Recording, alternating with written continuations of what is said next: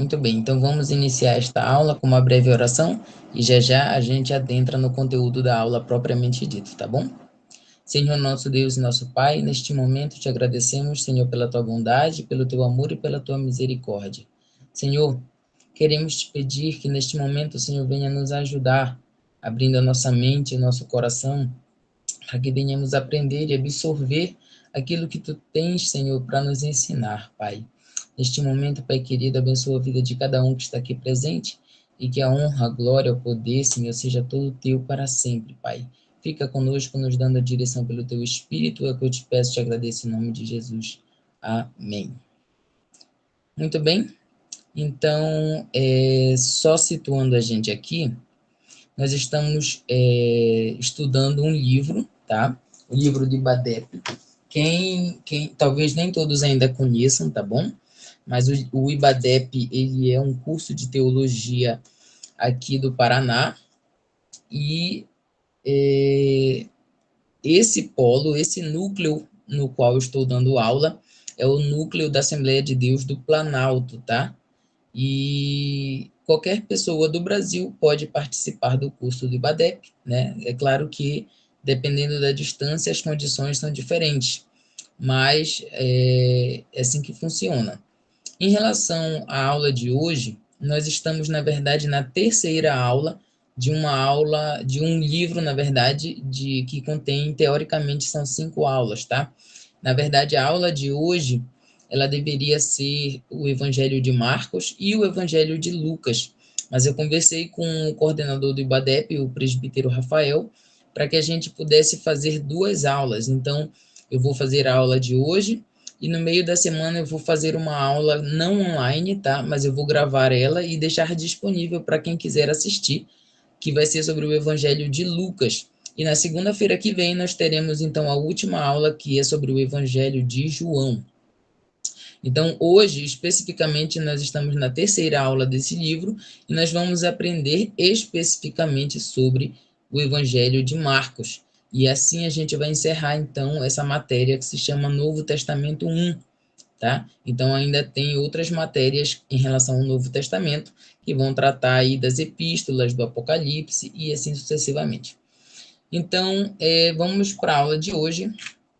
Aqui eu quero deixar bem claro aqui o que a gente vai tratar no capítulo de hoje, tá? Que, em primeiro lugar, a gente vai aprender sobre a biografia de Marcos, aquele que escreveu o Evangelho, né, de Marcos. Depois a gente vai entender um pouquinho sobre os destinatários, para quem o Evangelho foi escrito. Também a gente vai aprender sobre a data que foi escrito, o local que foi escrito, e uma coisa muito interessante também, que é a forma literária de Marcos, ou seja, como Marcos escreve, né, seu evangelho. E por trás de tudo isso existe uma teologia, existe uma lógica, né, uma lógica teológica. E essa teologia do evangelho de Marcos é o que a gente vai também aprender hoje, como que Marcos ele traz o seu conceito sobre Deus, sobre Cristo, né, no seu evangelho. Então, basicamente, esse é o sumário da nossa aula de hoje, e nós vamos passar agora para a biografia de Marcos, tá? Muito bem. João Marcos é uma das figuras mais interessantes do Novo Testamento, servindo como uma ponte vital entre as 3 grandes colunas da igreja primitiva. Olha só, ele tem uma ligação profunda e particular, tá? Tanto com Pedro quanto com Paulo e Barnabé. Então, o João Marcos aqui, ele é uma figura que a gente não estuda tanto. Você não vê quase ninguém pregando sobre João Marcos nas igrejas, né? Mas ele é de suma importância e ele é, assim, um agente, ele é um personagem secundário, podemos dizer assim, na história, mas que ele teve grande utilidade, tá? Para a igreja primitiva e para os apóstolos. Então, o João Marcos, ele é uma figura muito importante que normalmente a gente não se debruça sobre seu estudo, tá? Mas ele tem, aqui como diz o texto, ele é uma ponte entre Pedro, que foi o grande apóstolo, né? Paulo, que foi o apóstolo dos gentios, e Barnabé, né, que era primo de João Marcos, né? Olha que coisa interessante. Então, olha o que diz aqui. Embora João Marcos não fosse um dos 12 apóstolos originais, sua trajetória é marcada por amadurecimento, superação de conflitos e uma contribuição literária inestimável. Então a gente vai aprender hoje, né, como João Marcos ele era jovem quando ele começou o seu ministério e ele foi amadurecendo na fé, amadurecendo emocionalmente, né? Amadurecendo como homem, né? Como um personagem histórico, e ele foi superando, né? Como diz aqui, superação de conflitos. Ele teve um conflito aí com o apóstolo Paulo, mas depois eles se consertaram, né? E a gente vai aprender sobre isso. E a cereja do bolo, que é incrível, foi a escrita do seu evangelho, o evangelho de Marcos, né? Que é a parte mais importante da vida de Marcos, foi ele ter escrito o evangelho. E como a gente já aprendeu nas aulas anteriores, o evangelho de Marcos foi o primeiro evangelho a ser escrito, antes mesmo de Mateus e Lucas e João. Então, o evangelho de Marcos, ele é a espinha, né? O centro daquilo que Mateus escreveu, né? Porque a gente entende, né, através da teologia dos estudiosos, que Mateus utilizou pelo menos 90% do Evangelho de Marcos para poder escrever o seu Evangelho de Mateus. Então ele copia de Marcos e acrescenta algumas coisas. E Lucas faz a mesma coisa também. Lucas também copia Marcos e acrescenta ali o que ele quis acrescentar, né? E mais o Evangelho de Marcos, ele é o mais antigo, tá? De todos os evangelhos. E ele serviu, então veja bem, como uma pessoa que dos bastidores, né? Uma pessoa secundária, uma pessoa jovem como Marcos, escreveu aquilo que seria utilizado mais lá na frente como a espinha dorsal dos outros evangelhos, né? Então isso é incrível, né? Entre os evangelhos sinóticos, que é Marcos, Mateus e Lucas, Marcos ele é o mais antigo e ele é o principal no sentido de que Mateus e Lucas escreveram depois e utilizaram o conteúdo de Marcos, tá? Vamos lá. Eu quero colocar aqui algumas coisas sobre o que a gente sabe, o que a história diz, o que está na Bíblia também sobre sobre a personalidade, né, de Marcos, sobre quem ele era, como ele funcionava, como ele pensava, né? Então a gente vai entender um pouquinho aqui sobre o próprio Marcos, a pessoa de João Marcos, né? Então, em primeiro lugar, a gente vai ver sobre a sua identidade e as suas origens. Olha o que o texto diz aqui. João Marcos nasceu em uma família cristã de posses em Jerusalém, ou seja, a família dele tinha dinheiro, tá? João Marcos, ele era de uma família teoricamente classe média ali, né, para rica talvez, né, mais ou menos por aí. Aqui tem uma coisa interessante sobre o nome de João Marcos, tá? O nome dele era João e também era Marcos. Mas João, ele é um nome que tem a sua origem no hebraico, enquanto que Marcos tem a sua origem no aramaico. Perdão, o Marcos tem origem no latim. Então, João, né, no hebraico quer dizer Yohanan e quer dizer Jeová é gracioso. Já o Marcos, né, que era muito utilizado pelos romanos, né, era um nome realmente bem comum romano. Então, como no período ali apostólico, Roma que governava tudo, né, era muito comum utilizar nomes tanto romanos quanto hebraicos, aramaicos, se fosse ali um judeu, né? É o caso bem parecido com isso, é o caso de Paulo, que se chamava Paulo e Saulo, né? Em Saulo era o nome dele em hebraico e Paulo era o nome dele, né, mais pro lado do grego, né? Então isso daí era bem comum. Então João Marcos tem essa dualidade no seu nome, tá bom? Uma coisa importante sobre Marcos é que a mãe dele ela é citada, tá, na Bíblia. Então,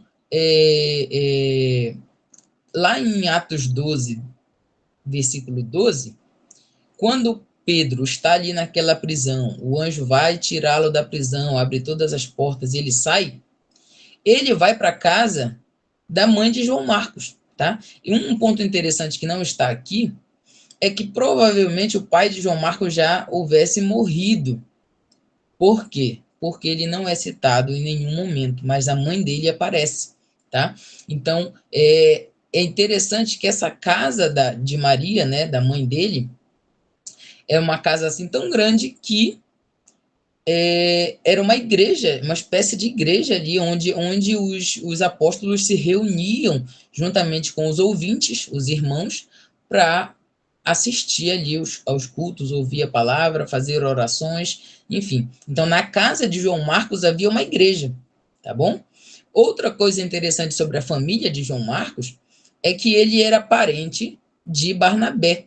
A Bíblia deixa bem claro em Colossenses capítulo 4, versículo 10, que ele era primo de Barnabé, tá? Barnabé que foi tão companheiro de Paulo nas suas viagens, né? Então isso daqui é interessante. Um ponto interessante é que quando o Evangelho de Marcos está terminando, lá no capítulo 14, existe dois versículos muito interessantes. Eu vou ler aqui para vocês, deixa eu pegar aqui minha Bíblia, para você entender o que é que está escrito aqui em Marcos, capítulo 14, versículos 51 e 52. Olha o que diz. Isso daqui depois que Jesus foi preso no jardim, lá, antes de ser julgado pelo Sinédrio, tá? Jesus foi preso no jardim e está sendo levado pelos soldados até o Sinédrio. E isso aconteceu de madrugada. Então, olha o que Marcos relata. E um jovem seguia Jesus enrolado num lençol, sobre o corpo nu, tá? Ou seja, debaixo do lençol ele estava nu. E os soldados lançaram-lhe as mãos, ou seja, pegaram esse jovem. Mas o jovem, largando o lençol, saiu correndo pelado. É isso que quer dizer aqui. Então, olha que coisa interessante. Aqui, a tradição a tradição dos pais da igreja, né, que é ali aqueles mestres que são discípulos dos discípulos de Jesus, a tradição apostólica ali dos pais da igreja diz que esse jovem que saiu correndo, que primeiro estava embrulhado num lençol, né? E quando os soldados tentaram pegar ele, ele largou o lençol e saiu correndo, pelado, era o próprio João Marcos. E tem uma coisa muito interessante. Olha o que diz aqui, o significado aqui, né? Como este detalhe não aparece em nenhum outro evangelho, muitos estudiosos acreditam ser a assinatura do autor, indicando que ele foi testemunha ocular da prisão de Jesus. Ou seja, como João Marcos ele estava ali, né, ele ainda era jovem, mas estava ali naquele contexto ali onde Jesus estava no seu ministério, é provável que com aquele furdunço que aconteceu de noite, aquela barulheira, alguma coisa parecida, ele saiu de casa já às pressas, pegou a única coisa que tinha pela frente, que era o lençol, e saiu, né, para ver o que estava acontecendo, né? Que coisa engraçada. É muito interessante isso e é engraçado ao mesmo tempo. De tarde, quando eu estava estudando essa lição, eu achei que foi muita graça desse versículo aí, viu? Porque é uma coisa que às vezes a gente passa batido e fazia muito tempo que eu não lia o Evangelho de Marcos com tanto cuidado, e aí eu achei muito engraçado mesmo. Mas ele saiu ali, né? Para ver o que estava acontecendo, para seguir Jesus, e uma coisa muito interessante: os discípulos correram. Aí lá vai João Marcos, provavelmente é João Marcos, tá?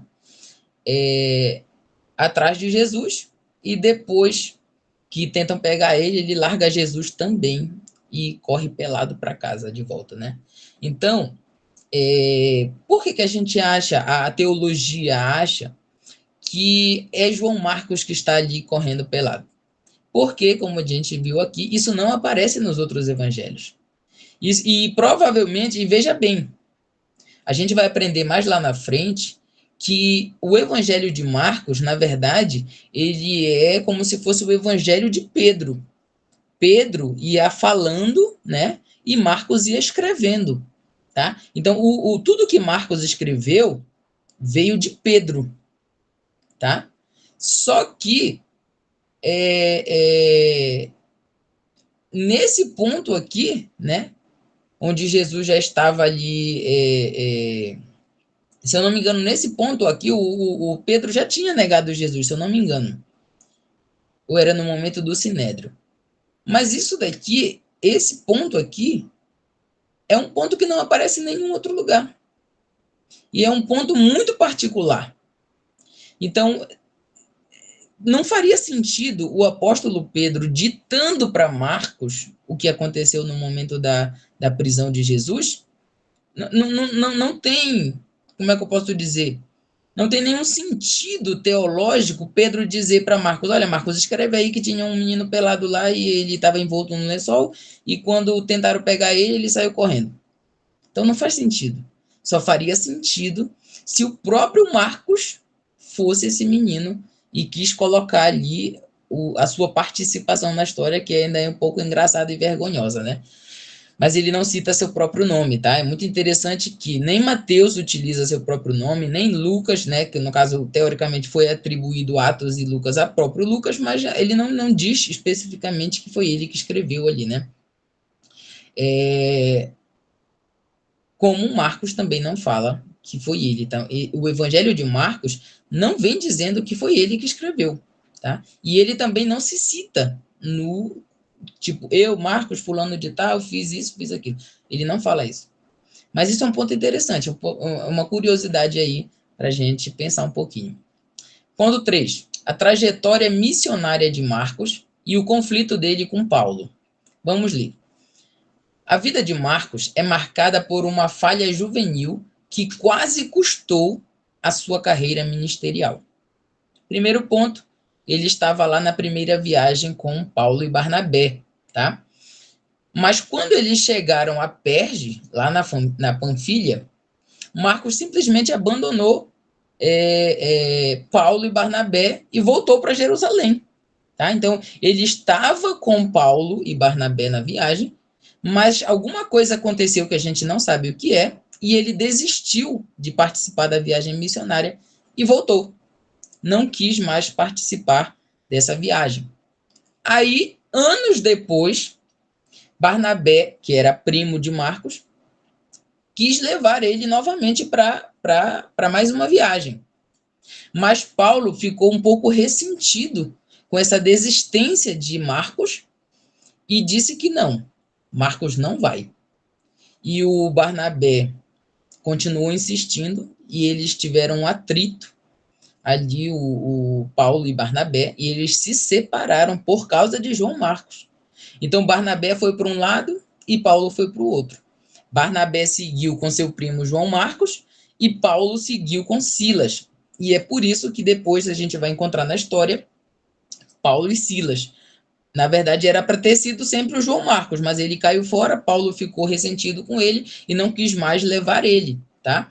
E isso é interessante. Mas lá no final da história desses dois aí, de Paulo e de João Marcos, houve uma reconciliação e uma maturidade. Então a gente vê aqui como Marcos ele vai se tornando maduro com o tempo, né?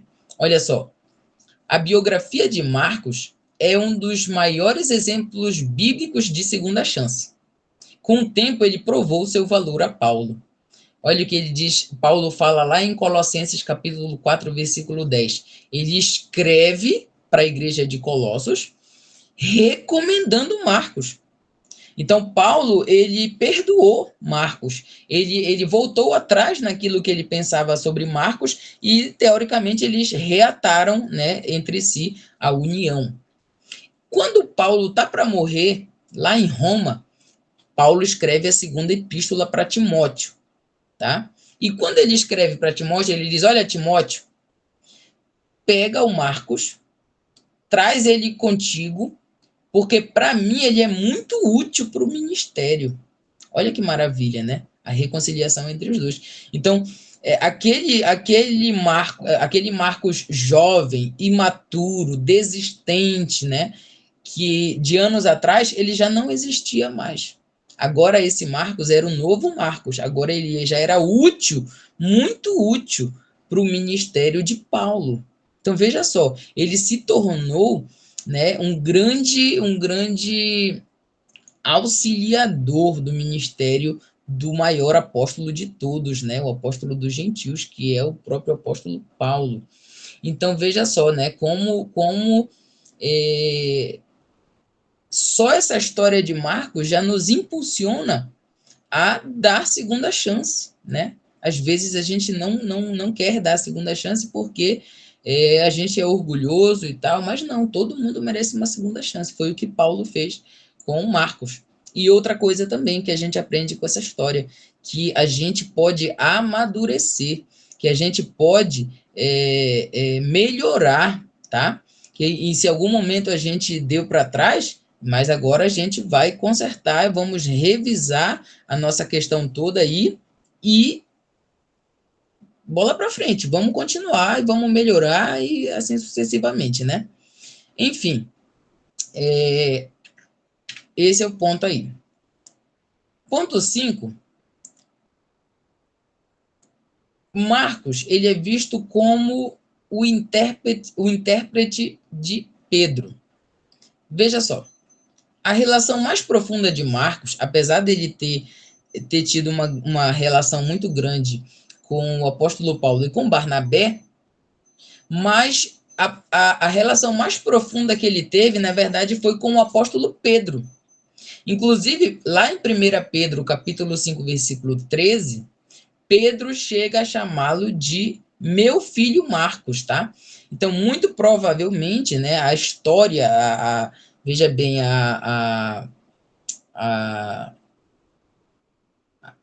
como é que diz, a patrística, né, ela entende que muito provavelmente Marcos ele foi realmente meio que adotado por Pedro nesse sentido, né? Porque ele chama de meu filho Marcos, não que Pedro tivesse realmente adotado como pai, mas que Pedro foi ali o mentor espiritual de Marcos, e Marcos ele estava ali com Pedro em uma boa parte da trajetória de Pedro, tá? Lembrando que o apóstolo Paulo se refere a Marcos como sendo muito útil para o seu ministério, mas ele também era muito útil para Pedro, e a gente encontra na patrística, tá? Só lembrando aqui, fazendo um pequeno parêntese, toda vez que eu falar patrística, eu estou me referindo aos pais da igreja, tá? Os pais da igreja são os primeiros bispos das primeiras igrejas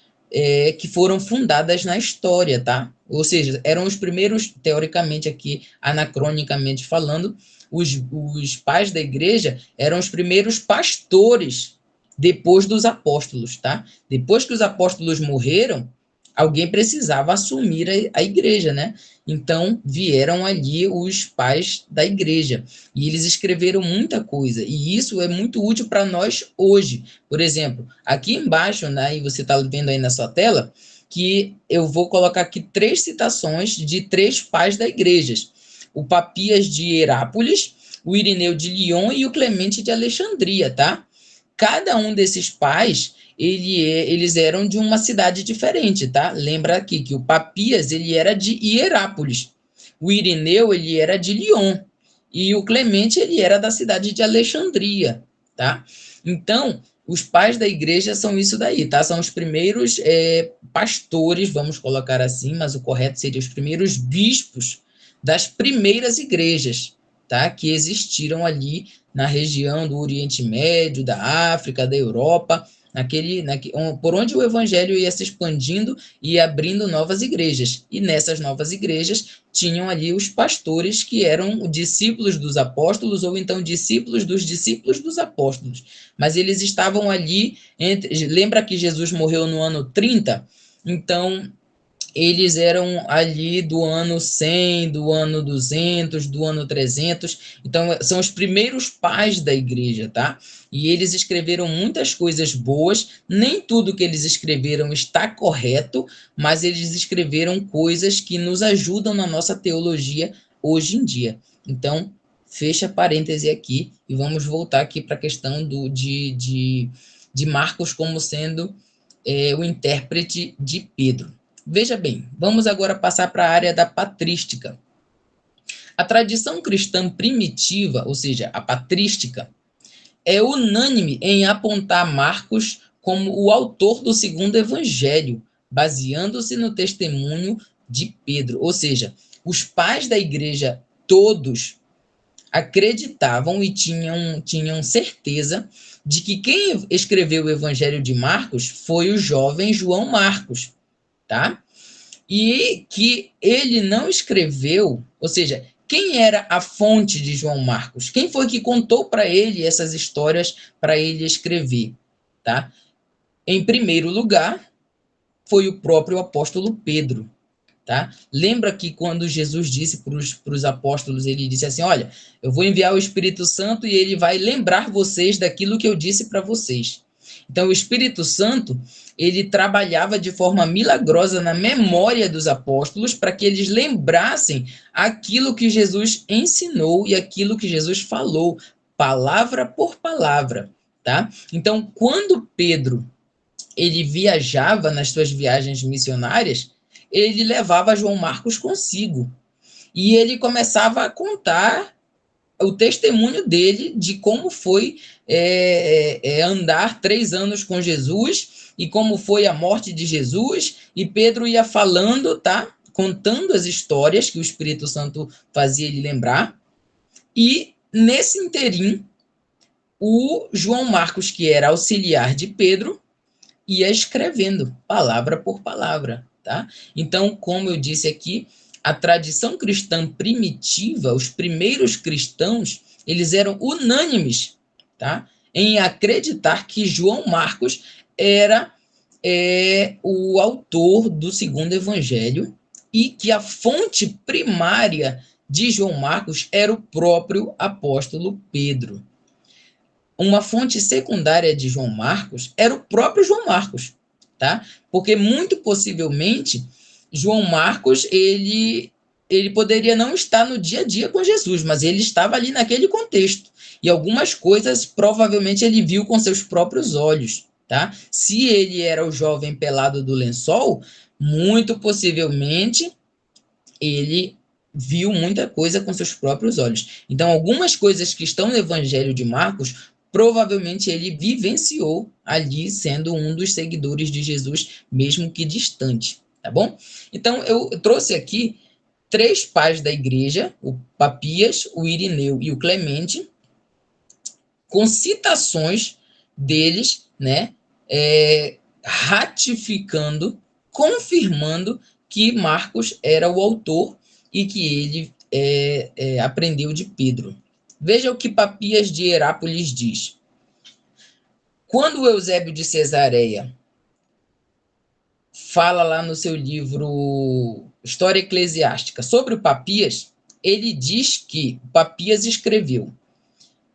Olha o que Papias escreveu. Marcos, tendo se tornado o intérprete de Pedro, escreveu com precisão tudo o que recordava, embora não em ordem. Ou seja, ele não escreveu na ordem correta dos fatos, embora não em ordem. Mas ele escreveu com precisão as coisas ditas ou feitas pelo Senhor, tá? Então, o Papias de Herápolis, a datação da vida dele é entre o ano 60 até o ano 130. Ou seja, o próprio Irineu de Lyon, que era discípulo do Papias, escreveu muita coisa baseado no que o Papias acreditava. O próprio Irineu diz que o Papias ele era discípulo de João, do apóstolo João, e ele era amigo de Policarpo de Esmirna, que também foi outro pai da igreja, tá? Ou seja, o que o Papias escreveu é muito importante. Então, é baseado no que Papias escreveu, que os outros pais da igreja concordam e assinam embaixo. Olha o que disse agora Irineu de Lyon. Ele afirma que após a morte de Pedro e Paulo, Marcos, o discípulo de Pedro, transmitiu por escrito as coisas que Pedro pregava, né? Então, o Irineu ele vai dizer que o evangelho em si foi concluído após a morte de Pedro, que era a fonte principal de Marcos. Agora, olha o que diz Clemente de Alexandria. Ele relata que os ouvintes de Pedro em Roma pediram a Marcos que escrevesse os ensinamentos do apóstolo, e que Pedro, ao saber disso, autorizou o uso do texto nas igrejas. Olha que coisa interessante, o que o próprio Clemente de Alexandria está dizendo. Ele está dizendo, lembre-se que Pedro foi para Roma, tá? Isso daí é quase que inegável. Pedro, ele começou ali em Jerusalém a pregar, mas depois ele foi para Roma, onde ele foi crucificado de cabeça para baixo, tá?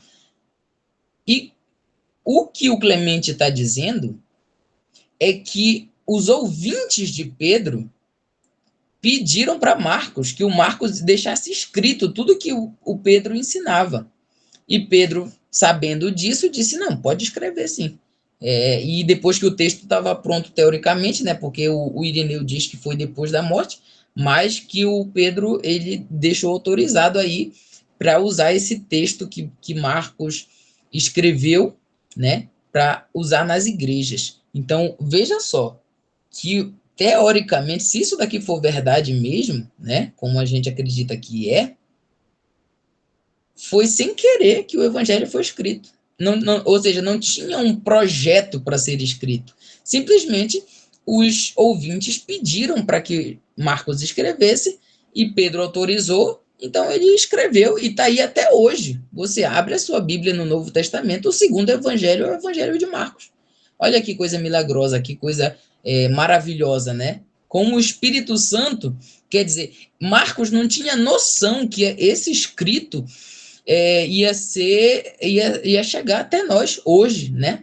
Uma coisa interessante é que ele escreve, teologicamente falando, né, gramaticalmente falando também, Marcos ele foi teoricamente escrito em grego, né? As cópias que nós temos do Evangelho de Marcos hoje são em grego. Mas uma das coisas que os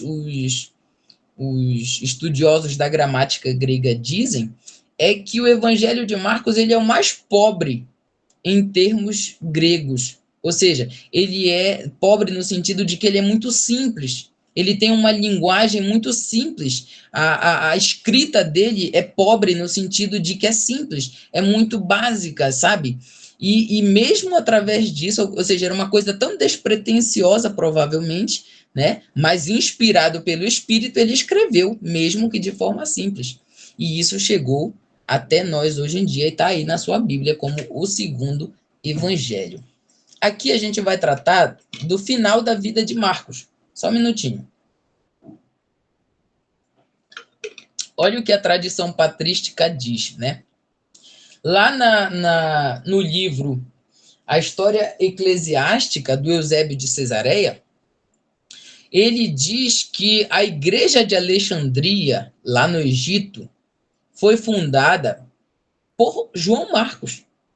Ou seja, veja que logo no início do ministério dele, ele era um covarde, porque ele foi para a linha de frente com Paulo, não aguentou a pressão, provavelmente, e retrocedeu. Mas agora ele está disposto a morrer, se for preciso, para levar o evangelho. Então, ele, teoricamente, a tradição acredita que João Marcos foi para o Egito, pregou o evangelho lá e fundou a igreja de Alexandria. Tá vendo aqui o que a gente acabou de ler aqui sobre o Clemente de Alexandria? O Clemente de Alexandria foi um dos bispos de Alexandria, mas o primeiro bispo de Alexandria, como está nesse slide aqui, é o João Marcos, tá? Então, olha só, ele é considerado o primeiro bispo de Alexandria. um dos centros intelectuais e teológicos mais importantes do cristianismo antigo. Então, muito do que a gente entende sobre o cristianismo hoje, e muita gente importante veio do Egito, tá? O Egito foi um centro intelectual e teológico, ali uma das maiores escolas teológicas do mundo antigo era em Alexandria. Isso só foi possível porque João Marcos venceu todos os seus medos, levou o evangelho até lá e fundou a igreja em Alexandria, tá? Então, olha só como no começo da trajetória dele, ele era um homem ainda imaturo, mas agora, no final da sua vida, ele se tornou um homem maduro, tal qual um apóstolo, levando o evangelho, escrevendo o seu evangelho, né? E agora aqui chega na questão da morte dele. Segundo os Atos de Marcos, que é um texto apócrifo posterior, ou seja, é um registro apócrifo que não está na Bíblia, isso aqui não está na Bíblia. Mas segundo esse documento chamado Atos de Marcos, ele teria sido martirizado em Alexandria por volta do ano 68 depois de Cristo, arrastado pelas ruas por pagãos durante as festividades do deus Serapis, tá? Então, muito provavelmente, se esse documento estiver correto, Marcos ele também foi um mártir, ou seja, ele morreu como um mártir, né? Ele morreu como uma testemunha do evangelho de Cristo, né? Do próprio Cristo, e ele foi massacrado, assim como os outros apóstolos foram massacrados, apesar de que ele não era um apóstolo, tá? Mas ele sofreu martírio tal qual um apóstolo, né? Os primeiros cristãos, né, que foram até a morte, morreram todos praticamente martirizados, com exceção do apóstolo João, que morreu em Éfeso de velhice, segundo a tradição. Agora a gente vai aprender um pouquinho sobre os destinatários do Evangelho, né, de Marcos. A gente acabou de ver recentemente que os próprios cristãos de Roma pediram para que Marcos escrevesse o ensinamento de Pedro e Pedro autorizou, tá? Então a gente entende que os destinatários de Marcos são os crentes da igreja em Roma, tá? Então veja só o que diz aqui o texto. A visão amplamente aceita pela tradição patrística e pela crítica interna é que Marcos escreveu para os cristãos gentios que viviam em Roma. Então, o ponto disso daqui é o contexto de perseguição, tá? Então, a ênfase no sofrimento e no martírio sugere que os destinatários estavam passando por provações severas, como a perseguição de Nero após o incêndio de Roma no ano 64 depois de Cristo. Ou seja, a gente crê que um dos objetivos do evangelho é que Marcos ele escreve para encorajar esses cristãos, mostrando que o próprio mestre Jesus foi perseguido, né? Então, a gente entende que havia um contexto de perseguição ali em Roma, né? Muito provavelmente, se o Evangelho de Marcos foi escrito depois do incêndio de Nero, tá? Lembre-se que na história secular, isso aqui é um parêntese, tá? Na história secular, o Nero, que era o imperador de Roma, teoricamente tocou fogo em Roma e depois que o fogo apagou, que a poeira baixou, ele culpou os cristãos e começou agora a perseguir os cristãos. E os próprios romanos, as pessoas, os cidadãos da cidade, entregavam os cristãos para a morte mesmo. E aí eles eram mortos, né? Ali, todos os dias, né? Praticamente, tinha cristão morto em Roma, né? Então, a perseguição de Nero, ela foi algo tão severo ali que trouxe muito sofrimento para a igreja cristã primitiva, e o próprio Paulo sofreu bastante por conta dessa perseguição aí, tá bom? Então, a gente entende que os destinatários são os crentes da igreja de Roma, ou seja, foi para eles que Marcos escreveu. Uma das coisas, inclusive, também, um outro parêntese aqui, é que quando Marcos, uma das provas que os destinatários eram os romanos, é que quando Marcos, no seu evangelho, vai descrever alguma tradição dos judeus, ele explica a tradição. E quando ele vai utilizar algum termo hebraico, ele traduz para o grego, né, aquele termo hebraico e o que ele quer dizer. Então, quer dizer, se ele estivesse falando para judeus, não haveria necessidade dele explicar-se, né, naquilo que ele estava escrevendo. Mas, como ele sempre explica tudo o que é difícil para quem não é judeu entender, a gente compreende que ele escreveu para os gentios, ou seja, para a igreja em Roma, tá bom? Na verdade, isso daqui é o que eu acabei de falar, né? Então, as evidências internas, né, de que ele escreveu para os gentios é o que eu acabei de dizer, né? Ou seja, ele explica as tradições que um judeu conheceria bem, mas que um gentio não, né? Por exemplo, em Marcos 7, no versículo 3 e 4, ele detalha minuciosamente o ritual de lavar as mãos dos fariseus, coisa que ele não precisaria fazer se os seus destinatários fossem judeus, tá? Outra coisa que ele faz é a tradução de termos aramaicos. Ele traduz expressões como talita cumi. Então ele diz que Jesus falou talita cumi e põe a tradução do lado que é menina levante, né? Acho que é isso, menina levante. E Aba, né? Quando Jesus está ali no jardim, né? Orando ao Pai, ele diz Aba, Aba Pai, né? Se possível, passa de mim este cálice, mas que seja feita a tua vontade. Então, ele traduz o Abba para pai. Então, ele faz esse tipo de coisa que ele não precisaria fazer se os seus leitores fossem judeus, porque o judeu sabe que Abba é pai, é paizinho, né? Então, ele não precisaria fazer essa explicação.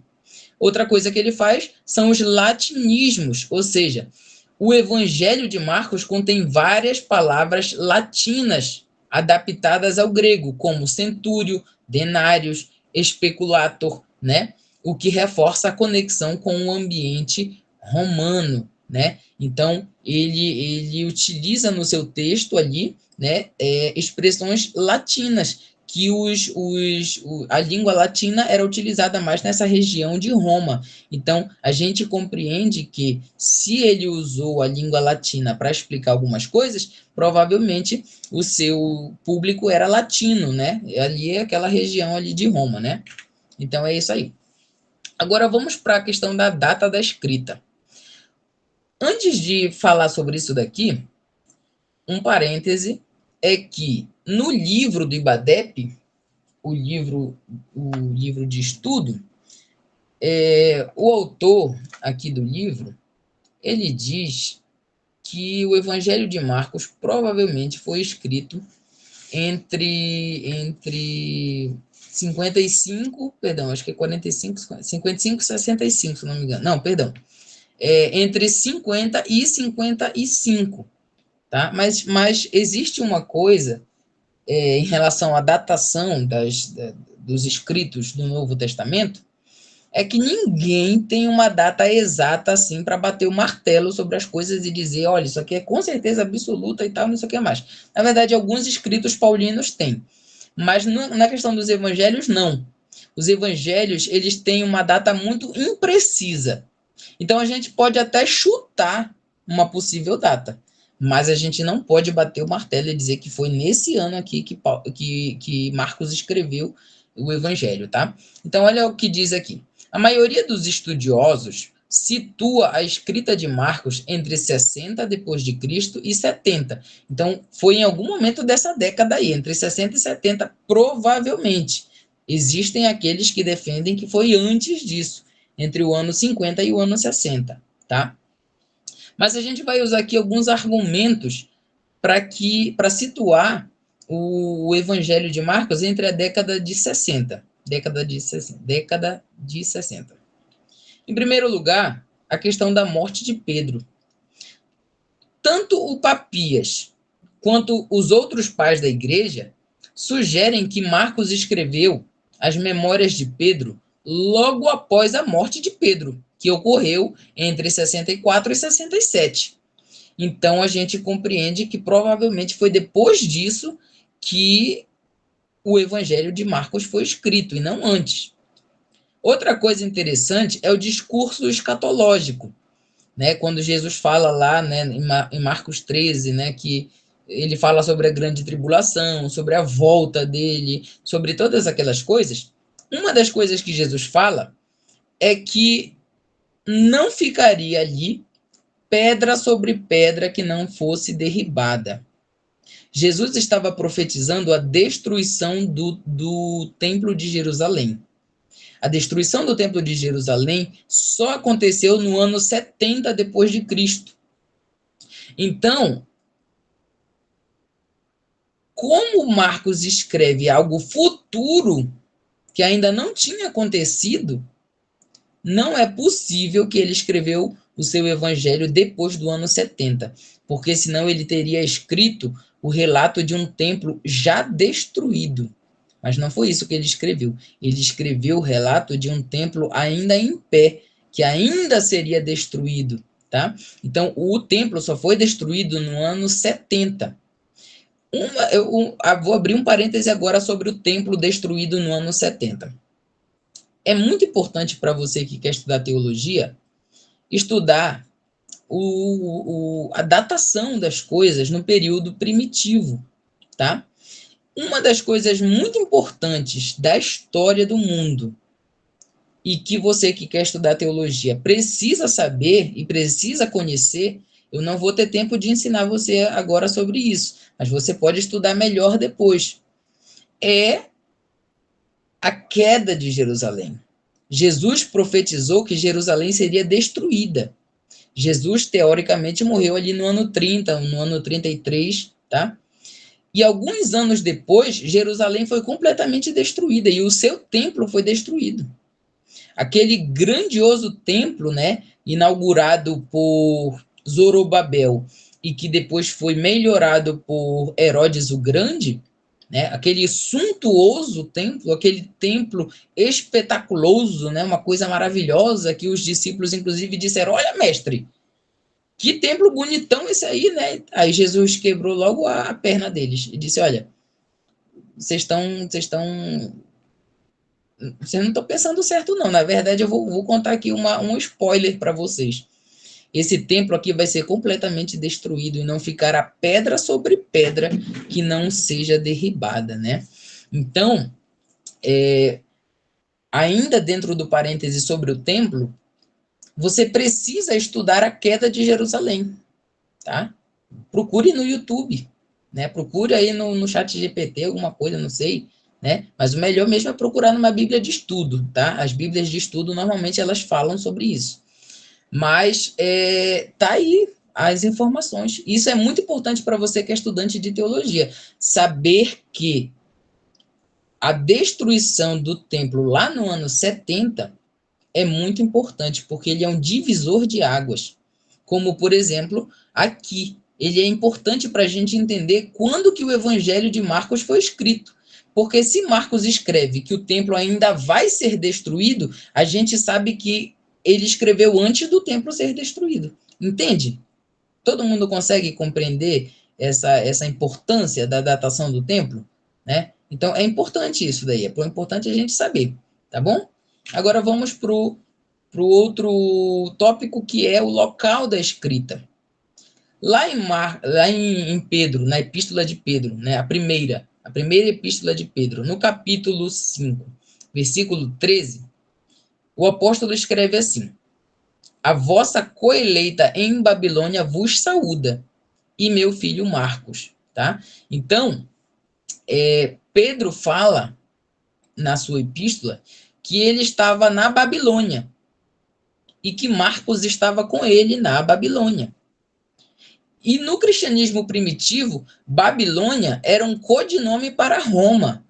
Isso vai ser muito utilizado no Apocalipse por João, né? Como a Babilônia, né, a grande Babilônia, a queda da Babilônia, né? Ele estava se referindo a Roma. Então, Babilônia era um apelido para Roma. tá? E o apóstolo Pedro escreve que ele estava na Babilônia, ou seja, ele estava em Roma, juntamente com Marcos, tá? E a gente sabe que o apóstolo Pedro não saiu de Roma, ele morreu lá. Então, depois da morte de Pedro, é que o evangelho de Marcos foi completamente redigido. Então, a gente entende que o local da escrita de Marcos foi em Roma, né? Na Babilônia, que era um apelido para Roma. Isso coloca Marcos fisicamente em Roma, ao lado de Pedro, no final da vida do apóstolo, reforçando que o evangelho nasceu no coração do império para servir aquela comunidade sitiada, ou seja, servir aos nossos irmãos em Roma, tá? Uma das coisas que a gente vai estudar hoje também é a questão da forma literária de Marcos, tá? Como que ele escreve, qual é o estilo da escrita de Marcos. Mas antes da gente entrar nesse episódio aqui, nesse ponto, eu quero saber de vocês que estão aí ouvindo, né? Não sei se todo mundo está ouvindo, se alguém já dormiu ou algo parecido, porque antigamente, quando eu dava aula assim, né, nesse horário de videochamada, não era difícil as pessoas dormirem no meio da aula, porque às vezes a aula é muito massiva e é puxada mesmo. Mas eu quero saber se todo mundo conseguiu entender até aqui, se todo mundo conseguiu absorver, se alguém tem alguma dúvida, se alguém quer acrescentar alguma coisa, se tem algum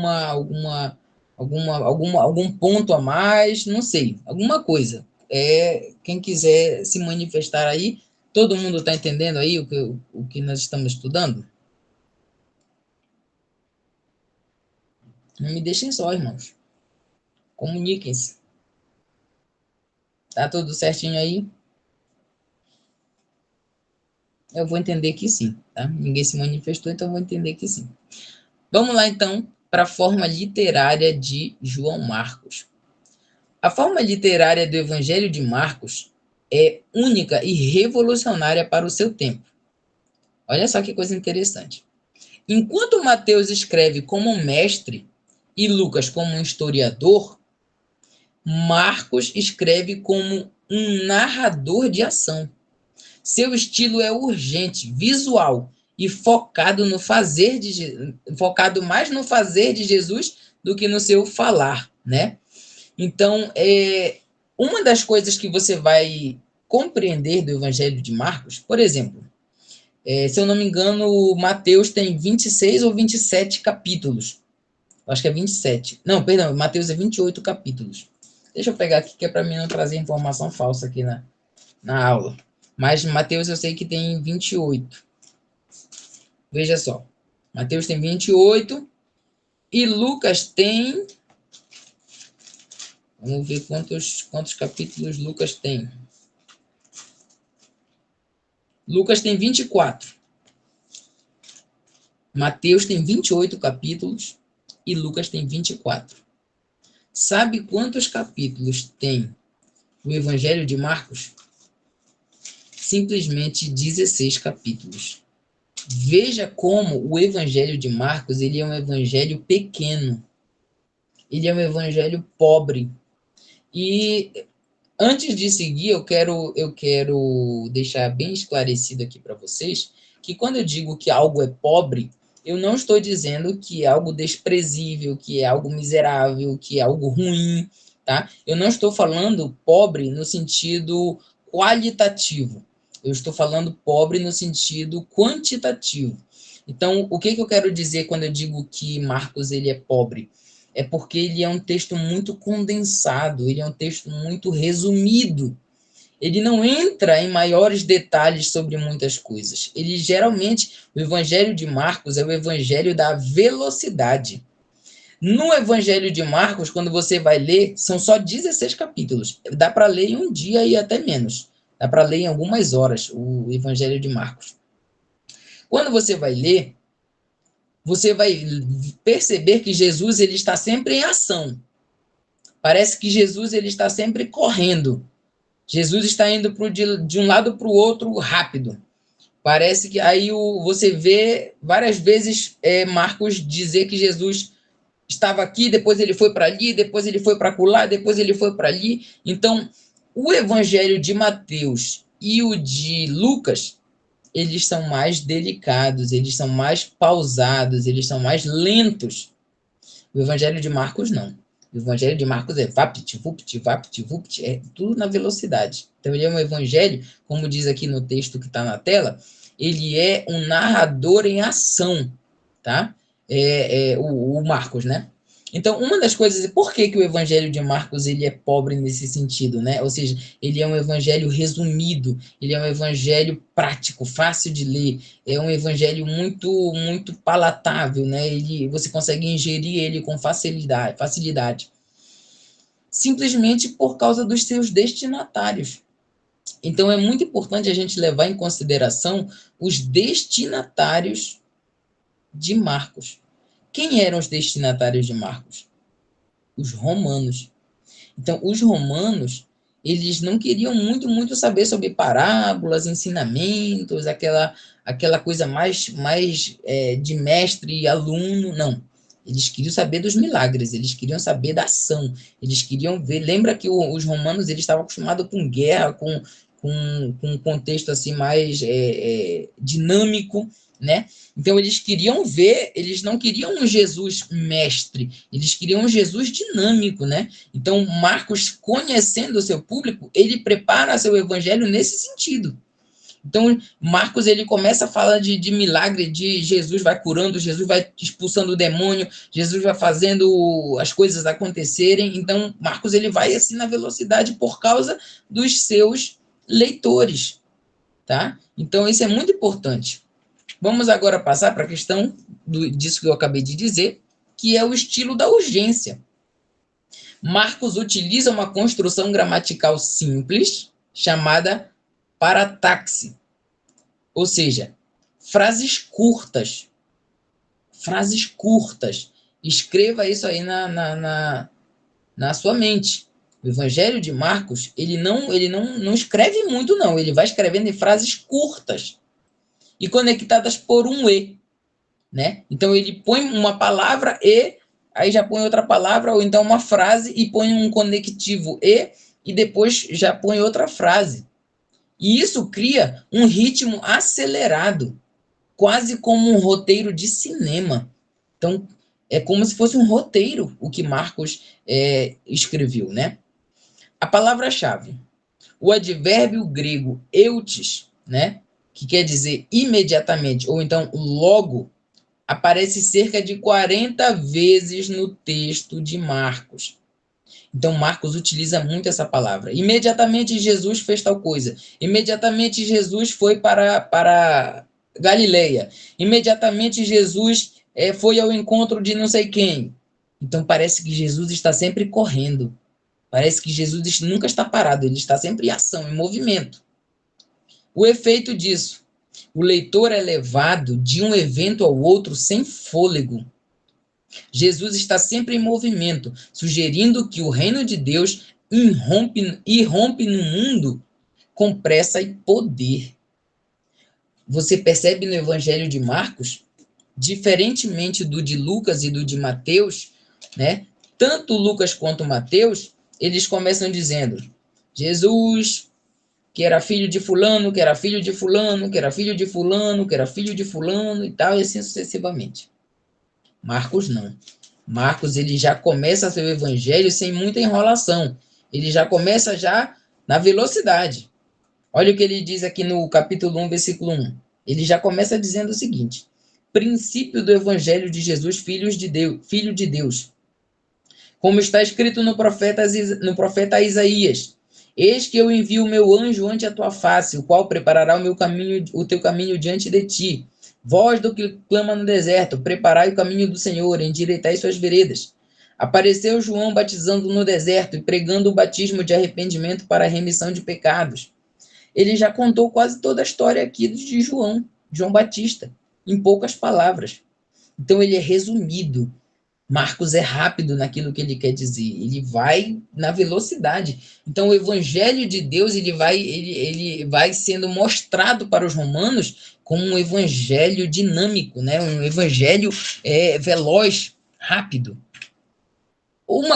Outra coisa interessante da forma da escrita de Marcos é o sanduíche marciano. O que quer dizer isso, sanduíche marciano? É até engraçado, né?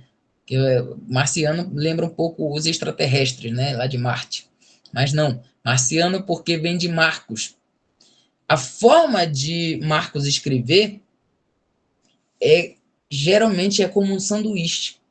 Ele escreve a parte A, aí do nada ele mete uma história aqui no meio para poder continuar a parte A. Então ele faz um sanduíche. Ele põe duas partes A cortada no meio e um B bem no meio para poder fazer tudo fazer um sentido, né? Um exemplo clássico dessa história aí é a história da mulher do fluxo de sangue, tá? Então olha como acontece aqui a história da mulher do fluxo de sangue. O Jairo vai chamar Jesus para curar sua filha e Jesus vai indo para a casa de Jairo. No meio do caminho aparece a mulher do fluxo de sangue. Aí Marcos conta toda a história da mulher do fluxo de sangue. Enquanto isso, a história da filha de Jairo está pausada. Então veja só, Marcos começa a contar a história da filha de Jairo e no meio do caminho aparece a mulher do fluxo de sangue e interrompe a história de Jairo. E depois disso, que a mulher vai se embora, a mulher do fluxo de sangue, aí Marcos continua a contar a história da filha de Jairo. Olha que coisa interessante, né? É o sanduíche marciano. Ou seja, ele faz isso diversas vezes durante o texto. A forma que ele escreve é nesse sentido, é sempre um sanduíche.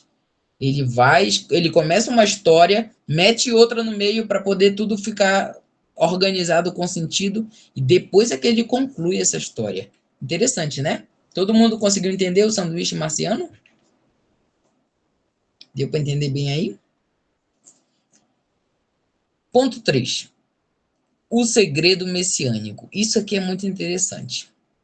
Esta característica literária e teológica central, esta é uma característica literária e teológica central identificada pelo teólogo William Reed. Como é que funciona o segredo messiânico? Isso aqui é muito interessante. Isso aqui você só vai perceber se você ler o Evangelho de Marcos em um dia. Que você vai perceber que toda vez que Jesus cura alguém, toda vez que Jesus tira o demônio de alguém, toda vez que Jesus opera alguma coisa muito miraculosa, ele diz assim, olha, fica quietinho. O próprio Jesus é que diz, não fala para ninguém. Então, Jesus está lá curando o leproso, aí o leproso fica curado, aí Jesus diz, olha, não conta para ninguém que isso daqui aconteceu, tá? Nos outros evangelhos, o evangelho de Mateus e de Lucas, a gente não consegue perceber isso com tanta clareza. Mas isso aparece muito no evangelho de Marcos, tá? Então, todas as vezes que Jesus está ali operando alguma coisa, né? Não vou dizer, na verdade, todas as vezes, mas a maioria das vezes, Jesus pede para a pessoa que recebeu o milagre não contar para ninguém. Então, isso é chamado de segredo messiânico. Qual é a função literária desse segredo messiânico? Veja que essa função literária aí, ela é desenvolvida pelo próprio Marcos. Isso daqui não foi invenção. Isso daqui realmente aconteceu. Mas os outros evangelistas não deram tanta atenção assim para esse lado. Mas o Marcos ele deu ênfase para esse segredo messiânico. Mas qual é o objetivo de dar ênfase a esse segredo messiânico? Ou seja, Jesus ele sempre pede para a pessoa ficar em silêncio, né? Qual é a função disso? Criar uma tensão narrativa. Esse é o objetivo. Marcos ele quer criar um suspense. A identidade de Jesus só pode ser plenamente compreendida à luz da cruz, porque é na cruz que Jesus realmente é revelado como o Cristo verdadeiro, né? Olha como isso é interessante. Marcos constrói o mistério. Marcos constrói o mistério para que a revelação final ocorra apenas na morte de Jesus, confessada por um gentil, né? O centurião, lá em Marcos capítulo 15, versículo 39, diz, né? Deixa eu ler aqui para vocês, para mim não confundir com outro relato do centurião lá na cruz. Mas olha o que diz Marcos 15, 39.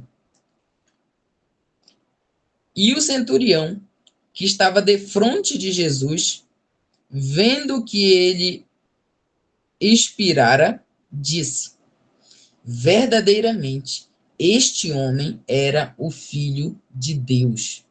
Ou seja, quando Marcos ele constrói o seu texto, ele diz que Jesus sempre pedia silêncio, porque Jesus não queria ainda que Jesus ainda não queria aparecer como Messias, tá? Mas, irmão Isaac, por que Jesus não queria ainda aparecer como Messias?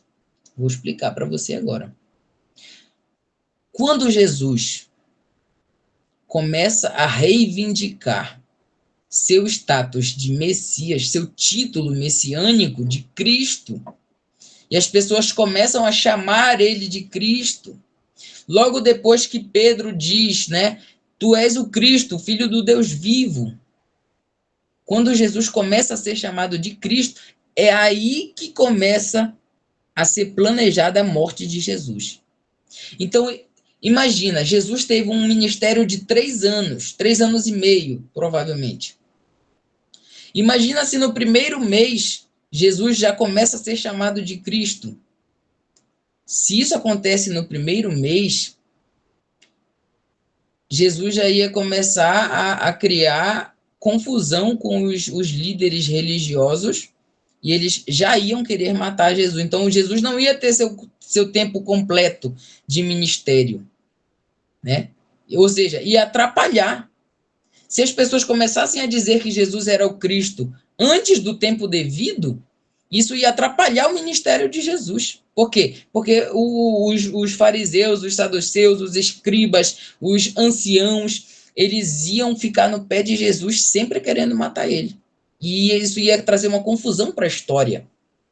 Então, Jesus, sempre que curava, ele dizia: olha, não conta para ninguém que eu estou te curando, viu? Não conta para ninguém o que aconteceu aqui, fica só entre nós.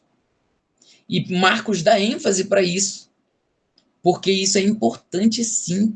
Esse segredo messiânico é importante na história para o ministério de Jesus, tá? Então Marcos, essa é uma das formas de escrever dele, tá? Sempre ele cita que Jesus curou fulano de tal e pediu para que o fulano de tal não falasse para ninguém. Deu para entender também essa parte aqui? Porque eu tô com o meu medo é que vocês não estejam conseguindo compreender, tá? Na minha mente faz muito sentido, mas talvez você não consiga prestar, como eu quiser, absorver bem, né, o que eu estou querendo dizer. Mas o quarto ponto de Marcos aqui, da forma como ele escreve seu evangelho, é muito interessante, é muito legal. É o realismo. Ele utiliza de um realismo real. Real. Quando ele vai escrever, ele usa o realismo na sua escrita. Mas além do realismo, ele também usa detalhes visuais. Então, olha só, apesar da brevidade, ou seja, apesar de o evangelho de Marcos ser um evangelho muito rápido, muito veloz, como eu já falei aqui, Marcos é o evangelista que mais fornece detalhes sensoriais, provavelmente herança das memórias oculares de Pedro. O que são, então, irmão Isaac, esses detalhes sensoriais? É o detalhe da sensação, é o detalhe da percepção, né? Do corpo. Olha o que ele fala aqui, olha como ele descreve a humanidade de Jesus. Quando ele vai falar de Jesus, ele marca Jesus, né? Ele fala de Jesus como uma pessoa que sente ira, né? Uma emoção humana, a ira. Você vai encontrar isso em Marcos capítulo 3, versículo 5. Então, ele coloca o sentimento que Jesus estava sentindo na hora. em Marcos capítulo 3, versículo 5, Jesus estava irado. Claro que a gente sabe aqui que é uma ira santa, tá? Não é a ira que eu e você temos. Depois, ele coloca Jesus com sentimento de admiração e espanto. Jesus sentindo compaixão. Jesus sentindo angústia profunda. Então, ele traz um realismo para o seu texto. Jesus não é meramente um ser sem emoção, não. Ele coloca o sentimento de Jesus. Ele coloca ali o que Jesus estava sentindo, né? Outra coisa que Marcos ele traz bastante também são as cenas vívidas. Olha que coisa interessante. Ele menciona o travesseiro no barco durante a tempestade, né? Ou seja, a gente só sabe que Jesus estava ali descansando num travesseiro, repousando sua cabeça num travesseiro, porque Marcos escreveu. Quando ele vai falar da multiplicação dos pães e dos peixes, ele fala uma coisa que teoricamente não tinha tanta necessidade. Ele fala que a cor da grama era verde. Então ele cita a cor da grama, que é uma coisa que para nós não faz sentido. Não é que não faz só sentido. Não tira nem põe. Entende? Saber que a grama é verde não vai alterar em nada a história da multiplicação dos pães e dos peixes. Mas Marcos, ele é tão carinhoso, tão detalhista, que ele menciona que Jesus estava no travesseiro, que a grama era verde. Então ele vai falando, né, as coisas com realismo, com detalhes visuais. Então, quando você ouve que Jesus estava sentado no monte sobre a grama verde, você já imagina, né, Jesus naquele dia ensolarado, sentado na grama verde, né, aquele vento batendo. Para mim, eu, Isaac, ouvindo que a grama era verde, eu já penso assim. E eu já penso assim. Então ele traz um realismo e os detalhes que ele traz me ajudam a imaginar como aquilo funcionou na prática, né? A grama verde em cima do monte, aquele ventinho batendo, né? Aquela brisa suave, enfim. Isso é muito interessante. Uma questão sobre o tipo de literatura que ele utiliza é a questão da estrutura geográfica e dramática. O Evangelho de Marcos é dividido quase que perfeitamente em duas partes. Essas duas partes são marcadas por uma progressão geográfica, tá? Então, é como se metade do Evangelho de Marcos, Jesus estivesse na Galileia e o resto em Jerusalém. É como se Jesus só tivesse estado nessas duas cidades principais. É claro que ele fala que Jesus esteve em Tiro, em Sidom, em Decápolis, né, em Genezaré, mas ele deixa bem claro, esses são os nomes que mais se repetem. Tanto a Galileia quanto Jerusalém são os nomes que mais se repetem onde Jesus esteve. Então a gente percebe que existe uma ordem, uma organização geográfica sobre onde Jesus estava. Então, na primeira parte de Marcos, que é do capítulo 1 até o capítulo 8, Jesus ele está na Galileia. E nesse período que ele está na Galileia, Jesus está a pleno vapor, operando milagres, expulsando o demônio, curando os enfermos, fazendo o reino de Deus acontecer, com muito poder do Espírito, tá? Mas o clímax disso daqui é quando Pedro diz, lá em Marcos 8, 29, que Jesus era o Cristo. Jesus pergunta, quem vocês dizem que eu sou? Aí Pedro diz, tu és o Cristo, o Filho do Deus vivo, né? Parece que esse é o clímax da primeira parte, ou seja, é o ponto final. Depois disso, dá-se início, então, à segunda parte, que é do capítulo 9 ao capítulo 16. Nesse período aí, Jesus está indo para Jerusalém. Ele, a partir do capítulo 9 de Marcos, Jesus já começa a se despedir do seu ministério, se despedir dos seus discípulos, ele já começa a ensinar coisas, né, a respeito do reino. Ele já não faz mais tanto milagres quanto nos primeiros capítulos. Jesus vai dando uma freada no seu ritmo. E ele vai focando mais nos discípulos, no reino, do que nos milagres que ele fazia, né, antes, né? Então, os milagres continuam acontecendo, mas agora não é tanto milagre assim.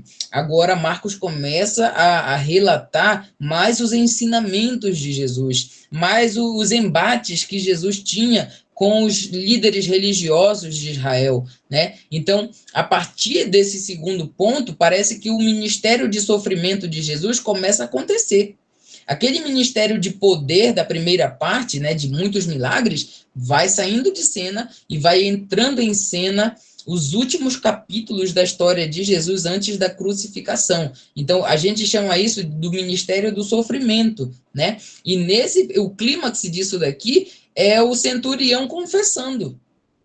Quando o centurião está no pé da cruz, que Jesus está morrendo, e Jesus ali clama ao Pai e depois morre, que ele entrega o seu espírito e morre. Aí o centurião diz: este realmente era o Filho de Deus, viu? Olha que coisa interessante, que organização de Marcos. O clímax do primeiro capítulo é quando Pedro confessa.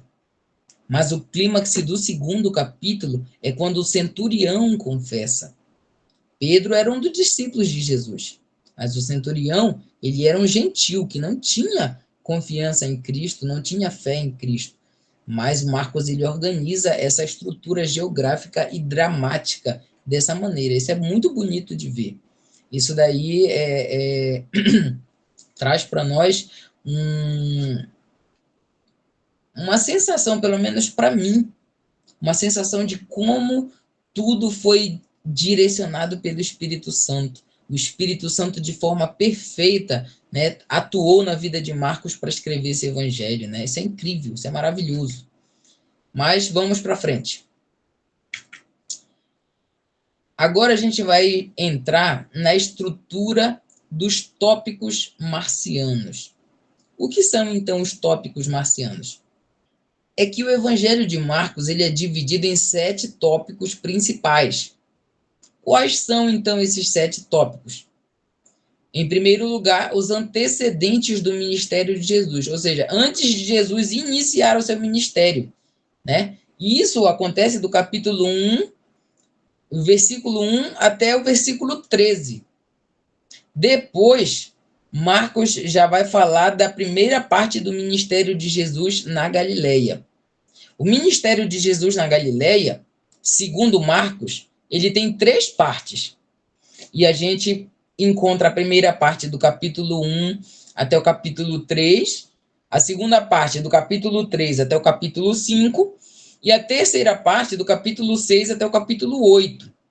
Depois que Jesus termina seu ministério na Galileia, como nós já aprendemos aqui nesse outro slide aqui, então começa o caminho do sofrimento.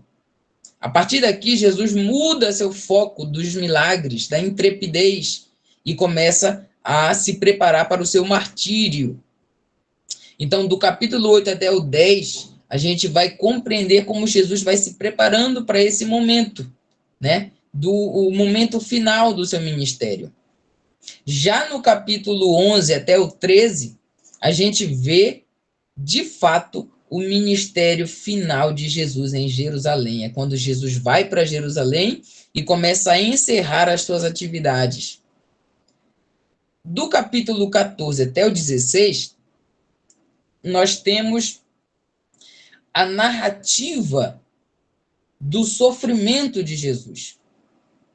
Aqui é onde Marcos relata o ponto principal de todo o seu evangelho, que é o quê? São as narrativas da paixão e da ressurreição. É quando Jesus morre, é crucificado e depois ressurge, tá? Então, a gente vai aqui aprender um pouquinho sobre cada um desses tópicos. No primeiro tópico, como eu disse antes, aqui Marcos ele vai falar dos antecedentes do ministério de Jesus. Então, é antes de Jesus iniciar seu ministério. Marcos relata o que aconteceu antes de Jesus iniciar seu ministério. Olha o que diz o texto.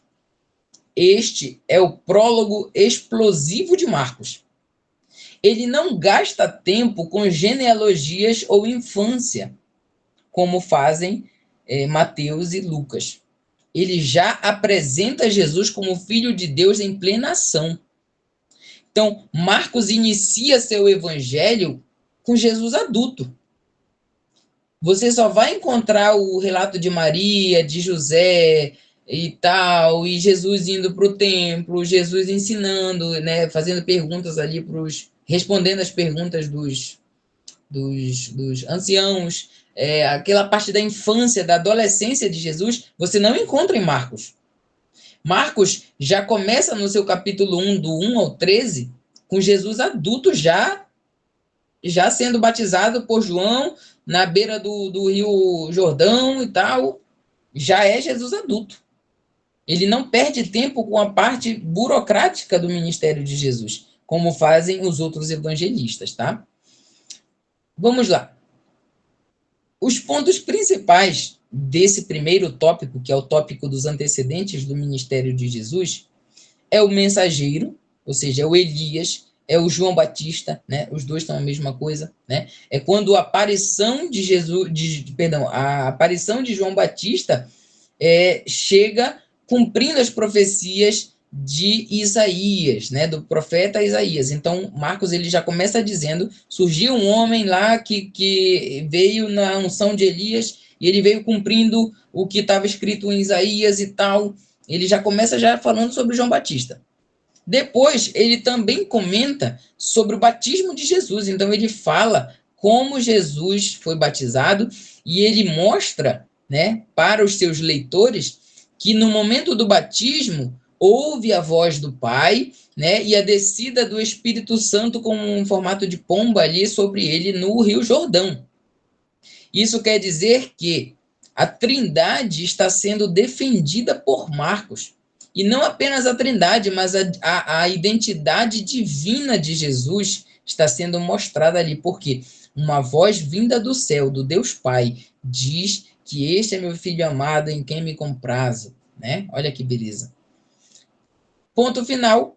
Marcos conclui dizendo que Jesus foi impelido pelo Espírito para ir para o deserto a fim de ser tentado por Satanás, e ele estava com as feras, mas os anjos de Deus o serviram, né? Então ele mostra aqui, olha aqui o que diz aqui, o breve relato da tentação no deserto, né?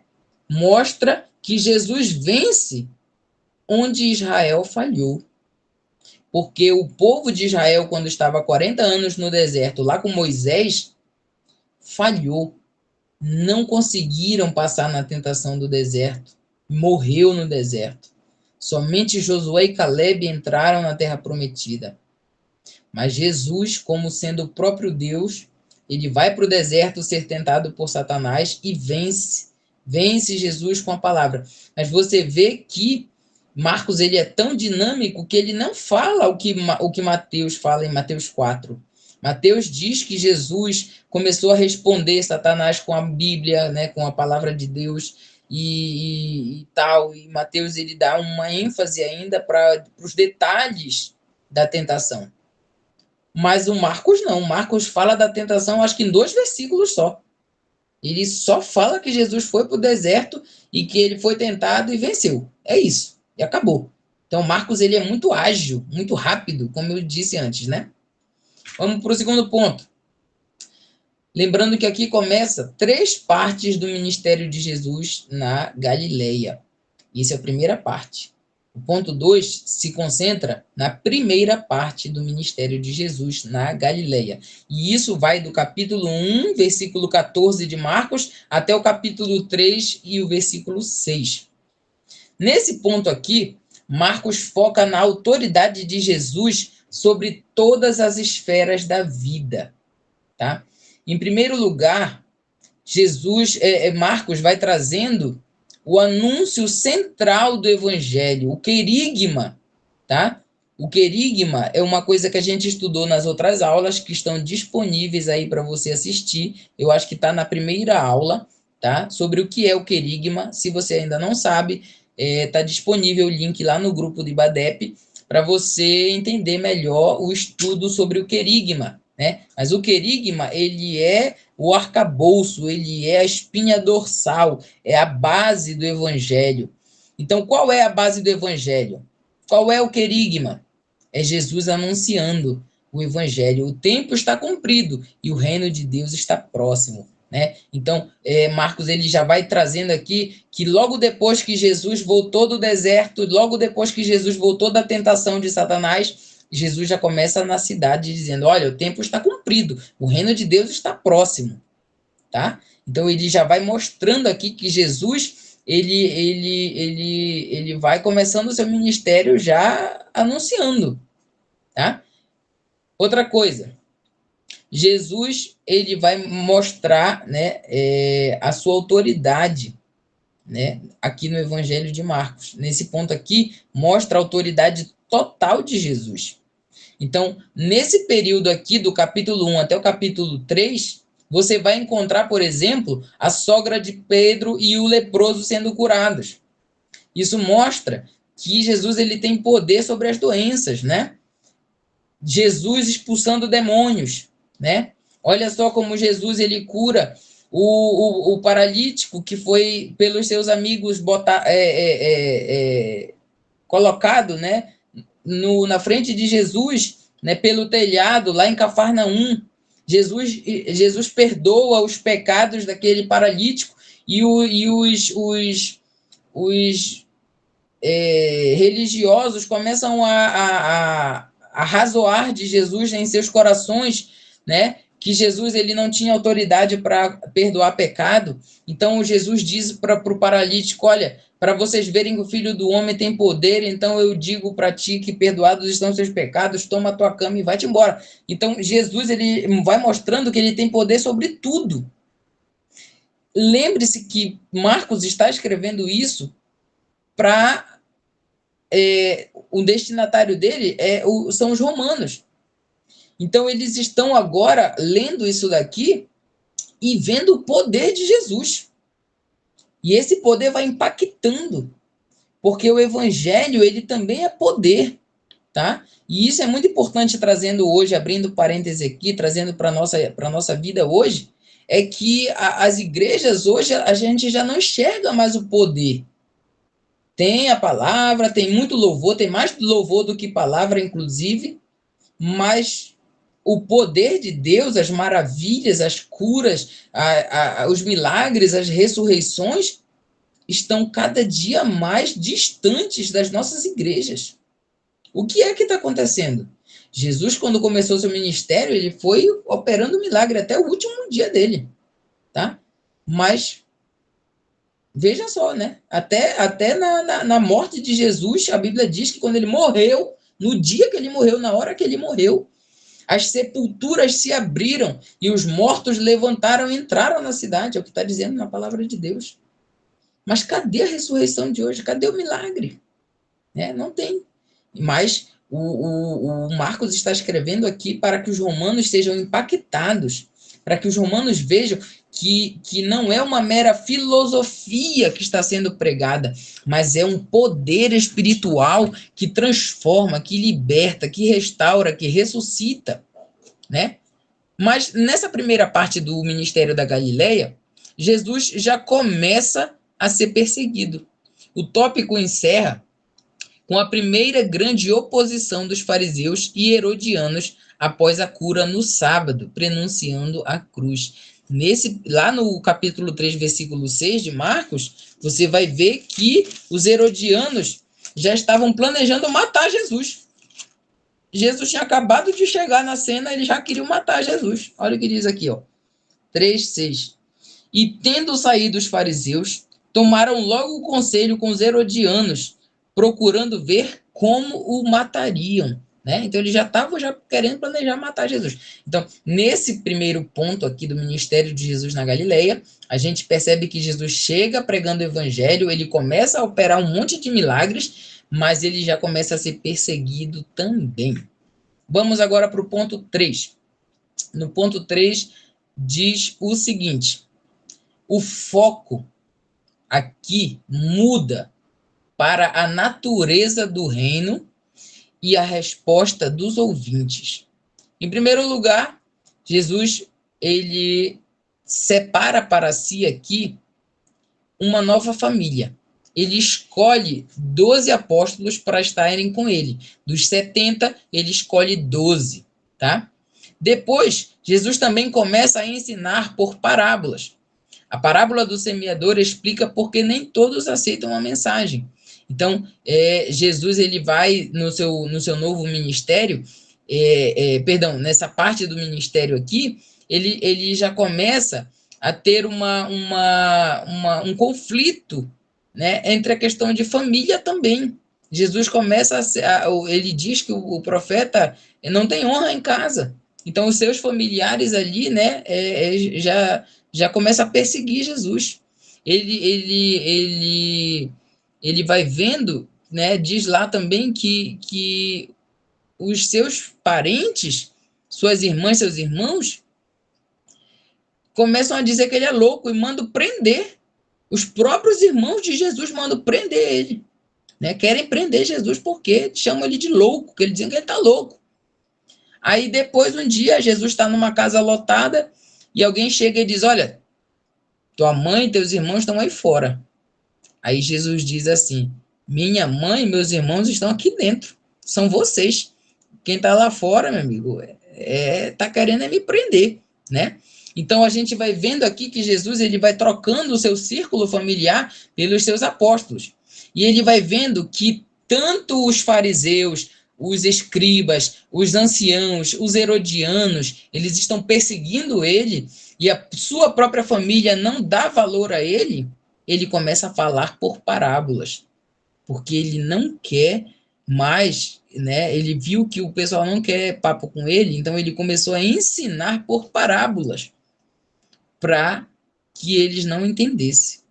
Então ele explica as parábolas no seu particular para os seus discípulos, mas para todo mundo ele não explica não. Ele só conta a parábola. Quem entendeu, entendeu. Quem não entendeu, vai ficar sem entender. Jesus faz isso propositalmente. Por quê? Porque houve uma resistência, né? É igual o coração do faraó. Faraó endureceu seu coração para com Deus. Aí, em determinado momento, o próprio Deus termina de endurecer esse coração de Faraó, né, para que ele não mais tivesse oportunidade de se arrepender. Né? Então, o que aconteceu aqui com o povo aqui que estava sendo ouvinte de Jesus. Eles iam para lá e voltavam para casa sem entender nadinha, porque era como se tivesse um comichão no ouvido deles, e eles não conseguiam compreender o que Jesus estava querendo dizer. Tá? Aí, o Marcos encerra esse ponto aqui falando sobre o poder de Jesus. O poder de Jesus sobre a criação e sobre a morte. Nesse período aqui, Jesus acalma a tempestade, o endemoniado gadareno é liberto, a filha de Jairo é ressuscitada, a mulher do fluxo de sangue é curada, né? Ou seja, Marcos enfatiza como Jesus, ele é Senhor, Senhor da natureza, Senhor da vida, Senhor sobre a morte, sobre tudo. Ele manda em tudo, ele manda no vento, ele acalma a tempestade, ele ressuscita mortos, ele cura enfermidades, ele tem poder sobre os demônios, ele expulsa o demônio do gadareno, ele é completo. Jesus tem poder sobre tudo. E isso é importante para a teologia de Marcos, porque ele enfatiza todo esse poder de Jesus. Em terceiro lugar, né, a terceira parte do ministério da Galileia, que vai do capítulo 6 ao 8, Jesus, né, tem aí uma expansão da missão com os seus discípulos e uma incompreensão dos discípulos. Olha só que coisa interessante. Jesus envia os apóstolos em pares, tá? Os 12, ele envia 6 pares, né, de 2 cada um, né? Ele envia 6 grupinhos de 2, né, para fazer a missão, curar, levar o evangelho e tal. Nesse período, Jesus multiplica o pão 2 vezes, pão e peixe. Na primeira vez, ele multiplica para 5.000 e na segunda vez, ele multiplica para 4.000 pessoas. E olha que coisa interessante. Ele né, Jesus, ele mostrando aqui que ele é o pão da vida, e os discípulos, Aí Jesus, um dia, depois que Jesus termina a segunda multiplicação dos pães, Jesus diz para os seus discípulos: não deixem que o fermento dos fariseus e dos herodianos contaminem vocês. Olha o que Jesus está dizendo. Não se deixem contaminar pelos fariseus e pelos herodianos. Mas Jesus utiliza a linguagem do fermento. Jesus diz: não deixem ser contaminados pelo fermento. Nesse período aí, Jesus tinha acabado de multiplicar o pão pela segunda vez. Sobrou 7 cestos. 7 cestos. Mas os discípulos esqueceram de colocar os cestos no barco, foram embora, deixaram o pão para trás. E aí Jesus diz: olha, não deixem se contaminar pelo fermento. Aí a Bíblia diz, Marcos relata, que os discípulos olham um para o outro e dizem assim: eu acho que ele está falando que é porque a gente não trouxe pão. A gente esqueceu o pão lá na terra, ele ficou chateado agora. E é disso que ele está falando. Mas Jesus estava falando de uma contaminação espiritual pelo fermento. Jesus não queria que seus discípulos fossem contaminados com a heresia, com a doutrina dos fariseus, dos essênios, dos saduceus, dos herodianos. Mas eles não entendiam. Os discípulos. Uma das coisas muito importantes sobre Marcos é que ele coloca bem explicitamente que os discípulos eles eram tapados espiritualmente. Eles não conseguiam entender as coisas que Jesus dizia. Quando você lê o Evangelho de Marcos de uma vez só, você vai perceber isso.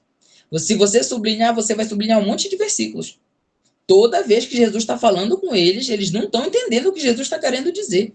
Parece que eles são tapados, né? Mas o que na verdade isso quer dizer? Quer dizer que é progressivo, né? Aos poucos é que eles vão entendendo o que Jesus está querendo dizer. Mas logo no início, Jesus tem uma dor de cabeça com esses discípulos que, meu Deus do céu. Agora, olha o ponto 3 aqui que diz: cegueira espiritual. Apesar dos milagres, como o andar sobre as águas, os discípulos ainda têm um coração endurecido, culminando na cura gradual do cego de Betsaida, que é uma metáfora para o entendimento lento dos apóstolos. Então, olha só que coisa interessante. Jesus tinha acabado de falar sobre cegueira, né? Os apóstolos não conseguiam enxergar espiritualmente. Jesus, então, vai curar o cego de Betsaida. E a cura do cego de Betsaida é a única cura em 2 partes do Novo Testamento. Jesus vai curar o cego, leva o cego para fora da cidade, se eu não me engano, põe saliva no cego e diz assim: tu tá enxergando? Aí o cego diz assim: olha, eu estou vendo os homens como se fossem árvores. Aí Jesus vai lá, toca nele de novo. E agora, tu tá enxergando? Aí ele diz: agora eu estou vendo tudinho. Isso daí foi uma metáfora para a cegueira espiritual dos apóstolos, dos discípulos. Porque eles não conseguiam enxergar. Jesus estava falando, mas eles não conseguiam ouvir. Eles não entendiam o que Jesus queria dizer. Então, Jesus utiliza o cego como uma metáfora para esses discípulos. Assim como o cego, na primeira vez, não estava enxergando tudo, os discípulos não estavam enxergando tudo. Jesus, toda vez que Jesus ia falar da sua morte, os discípulos não entendiam. Eles não conseguiam compreender. Mas aos poucos eles foram entendendo. Aos poucos a visão deles foi se tornando clara, foi se abrindo. E é disso que Jesus está falando. Tá bom? Vamos para o capítulo 5, porque ainda tem bastante coisa e o tempo já acabou. Capítulo 5, aqui o ponto 5 diz assim: o caminho da glória e do sofrimento. É a partir desse ponto, né? Esse ponto aqui, ele é a dobradiça do evangelho. É a partir desse ponto aqui, quando Pedro fala que Jesus é o Cristo, que o foco de Jesus sai dos milagres e se volta para o discipulado, tá? Aqui Pedro reconhece que Jesus é o Cristo. Jesus começa a fazer anúncios da sua morte e da sua ressurreição. 3 vezes Jesus fala, mas eles respondem com medo ou ambição. Na primeira vez que Jesus fala, Pedro tinha acabado de confessar que Jesus era o Cristo. Aí Pedro chama Jesus no particular e diz: olha, tu não pode morrer não, eu não vou deixar tu morrer. Se for preciso, eu vou para a morte contigo, não sei o quê. E aí Jesus diz para ele: sai para trás de mim, Satanás, que tu está tentando me impedir. Ou seja, Pedro tinha acabado de confessar que ele era o Cristo, mas ele ainda estava como cego de Betsaida, não conseguia enxergar que era necessário que o Filho do Homem fosse morto para a salvação ser oferecida a todos os povos, todas as pessoas, né? Aí depois Jesus diz que vai morrer. O que o Tiago e João começam a conversar? Quem será que é o maior aqui no reino dos céus, né? Aí eles começam a conversar sobre si. Ambição, né? Ambição. Eles começam depois, mais lá na frente, quando Jesus fala de novo sobre a sua morte, eles começam a discutir entre si, e aí eles chegam para Jesus, perdão da palavra, com a cara de pau, e diz: Jesus, quando tu vieres no teu reino, tu deixa a gente sentar um do lado da direita e o outro lado da esquerda, né? Olha só como toda vez que Jesus queria falar uma coisa boa, uma coisa teológica, uma coisa verdadeira, eles mudavam o assunto porque eles não entendiam. Os discípulos de Jesus realmente eram até aqui tapados, né? Então, e no final das contas, quem foi que ficou na direita e na esquerda de Jesus? 2 ladrões. Os discípulos caíram fora, correram, né? O único que ainda estava lá era o João, que estava com a mãe de Jesus na beira da cruz. Enfim, é nesse ponto aqui também que ocorre a transfiguração. Ou seja, Jesus chama seus discípulos mais queridos ali, que é o Pedro, Tiago e João, e leva eles para o cume do Monte Tabor, onde mostra para eles Moisés e Elias e o próprio Jesus mesmo glorificado. Então eles descem dali, né, com essa imagem, né, que vai fortalecê-los, ou seja, quando eles olham para trás, eles lembram da transfiguração e sabem o que os espera, que é um corpo glorioso, tal qual Jesus se transfigurou em glória.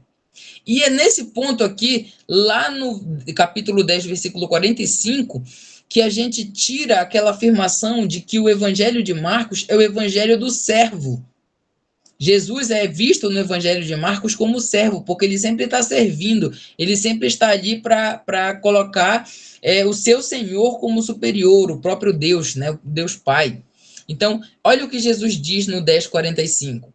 O Filho do Homem não veio para ser servido, mas para servir e dar a sua vida em resgate de muitos. Então, o enfoque de Marcos é sobre Jesus servindo. Já no ministério final de Jesus, que vai do capítulo 11 ao 13, Jesus faz a sua entrada triunfal ali, né? E ele começa a confrontar as autoridades religiosas, tá? Então, Jesus chega, ele vem na sua entrada triunfal, ele chega em Jerusalém, ele vai para o templo, ele põe os cambistas para correr, ele derruba a mesa, ele bate em todo mundo lá que está vendendo coisas na casa do Senhor, então ele purifica o templo. Nesse ponto também, ele começa a ter os anciãos, os escribas, os fariseus começam a dizer: olha, com que autoridade tu vem aqui fazer isso que tu tá fazendo aqui? Bater em todo mundo, jogar a cadeira aí, não sei o que, a mesa. Aí Jesus responde para eles, né? Olha, então eu vou te perguntar. O João Batista, ele veio na autoridade de Deus ou dos homens? Aí eles, com medo de responder, disseram: a gente não sabe. Aí Jesus diz: então também não vou responder para vocês com que autoridade eu vim. Né? Então Jesus começa, na última parte do ministério dele, ele começa a bater de frente com os fariseus, os saduceus, os religiosos. Né? Então, isso é muito bem visto no Evangelho de Mateus, que existe um embate muito grande, né, entre Jesus e os fariseus na última semana da sua vida. Né? É muita briga mesmo. Jesus confronta eles, chama eles de raça de víbora, chama eles de sepulcros caiados. É muita coisa que Jesus, meu Deus do céu, raposas, é complicado demais. Mas enfim, nesse ponto aqui, do capítulo 11 ao capítulo 13, a gente vai encontrar a parábola dos lavradores maus, tá?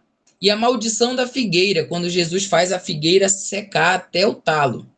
Nesse ponto, Jesus está sentenciando um julgamento, né? Aqui eu coloquei como julgamento da religião, mas é um julgamento também para Israel, porque a parábola da figueira, na verdade não é uma parábola, o ocorrido ali com a figueira, da figueira secar, é porque Jesus chega, a figueira não tem fruto, mas ela está com cara de que tem, mas não tem, e Jesus amaldiçoa ela, no outro dia ela está sequíssima, tá? Isso reflete a própria nação de Israel, porque Israel era uma figueira infrutífera, era uma figueira que tinha folhas parecendo que estava boa, parecendo que estava dando frutos, mas era só uma capa, era só hipocrisia, era só mentira. Israel, na verdade, estava atolado no pecado, na imundícia, né? no lamaçal do pecado mesmo. Né? Então, quando Jesus amaldiçoa a figueira, ele também amaldiçoa Israel. Ele diz que não ficará pedra sobre pedra que não fique derribada ali na cidade, que vai destruir tudo. Então, ele mata a figueira, mas também ele lança uma maldição para matar Israel, porque Israel, ele sabe que Israel vai rejeitá-lo, ele sabe que Israel vai matá-lo, então ele já antecipadamente, pela sua presciência, já lança aí a mão sobre tanto a nação de Israel quanto a religião hipócrita dos fariseus, dos saduceus, dos herodianos e dos essênios, enfim. É isso aí. Concluindo a sessão, Jesus, no capítulo 13, faz o seu grande discurso escatológico. Isso daqui a gente encontra também em Mateus 24 e em Lucas, eu acho que Lucas, não me esqueci, eu esqueci agora, Lucas 22, eu acho, é o sermão escatológico de Lucas. Então, no discurso escatológico, a gente já tratou na semana passada, é quando Jesus vai mostrar todos os eventos futuros da sua vinda, da grande tribulação e tudo mais que vai acontecer no fim do mundo. É nesse ponto aqui que Jesus fala. E o ponto sétimo, que é o último, né, é quando Lucas vai narrar a paixão e a ressurreição de Cristo.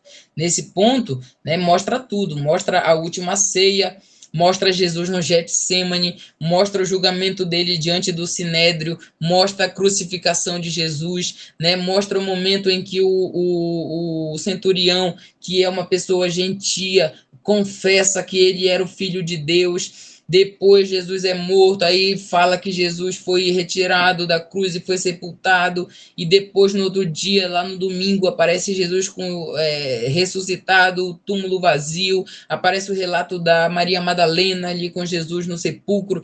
Então, ele narra, é claro que eu estou falando muito rápido aqui, mas ele narra aquilo que a gente já sabe, né, sobre a morte e a ressurreição de Cristo, e ele narra com uma riqueza de detalhes que é importantíssima para a nossa fé, tá? É com base, lembre-se que é com base no que Marcos escreveu que Mateus e Lucas escrevem seus evangelhos.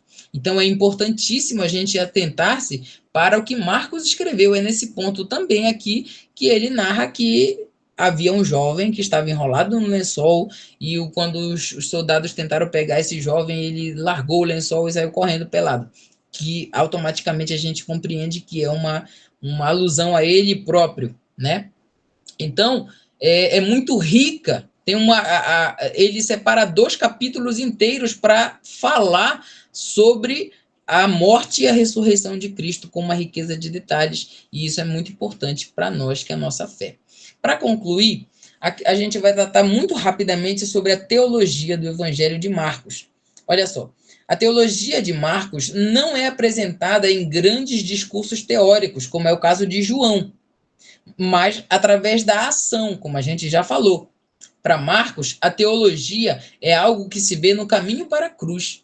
Ele escreve para uma igreja que sofria perseguição em Roma, e a sua mensagem central é: Jesus é o Messias, mas um Messias que sofre. E exigir Perdão, e seguir esse Messias exige carregar a própria cruz, que é o que Jesus diz, né? Também no Evangelho de Marcos. Se alguém quiser me seguir, tome a sua cruz e siga-me, né? Então a gente vai aprender aqui no Evangelho de Marcos que ele é um defensor da identidade de Cristo, de que Jesus ele era o Filho de Deus, de que ele era servo, né? De que ele era o verdadeiro Cristo, né? Como a aula vai ser gravada, depois você pode voltar aqui e ler tudo que está escrito aqui, mas você vê Jesus como o Cristo, o Filho de Deus, como servo sofredor no Evangelho de Marcos.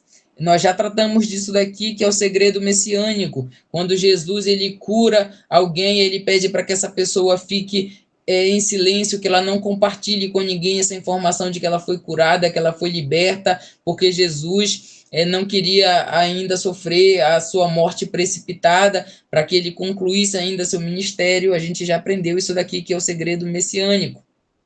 Outra coisa é a questão da teologia do discipulado. Através do Evangelho de Marcos, a gente compreende que Marcos detalha muitas vezes o quanto os discípulos eram duros de coração, o quanto os discípulos eram tapados, o quanto os discípulos eles só pensavam em si, eles eram gananciosos, eles muitas das vezes eram até maldosos, eles não queriam que as crianças chegassem até Jesus, eles não queriam alimentar a multidão, eles eram ruins. Antes de Jesus transformar a vida deles, eles eram pessoas ruins. Mas Jesus não desistiu dos seus discípulos. Jesus investiu neles. E eles depois se tornaram uma potência na mão de Deus. Levaram o evangelho a todas as nações, né? Mas o custo do discipulado para ser discípulo de Cristo é caro, exige a cruz. Se alguém quiser seguir, tome a sua cruz e siga-me.